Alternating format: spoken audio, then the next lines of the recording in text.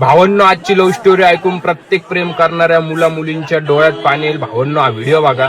तो मुलगा त्याच्या गर्लफ्रेंडची गाडी अडवतोय आणि त्याची गर्लफ्रेंड दुसऱ्या मुलासोबत निघून चालली. तो सांगतोय की सपना, मी तुझ्याशिवाय जगू नाही शकत, मी तुझ्याशिवाय राहू नाही शकत, तू मला सोडून जाऊ नको.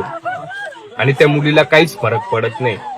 तो रडत असताना आजूबाजूचे लोक त्याला सावरायला येत आहे आणि ती मुलगी दुसऱ्या मुलासोबत निघून जाते. किती वाईट वाटत असेल त्या मुलाला. त्याच्या डोळ्यातलं पाणी पाहून आजूबाजूचे लोक त्याच्यासाठी धावून येत आहे आणि या मुलीसोबत तो एवढ्या वर्ष राहिला असेल, त्या मुलीला काहीच फरक पडत नाही.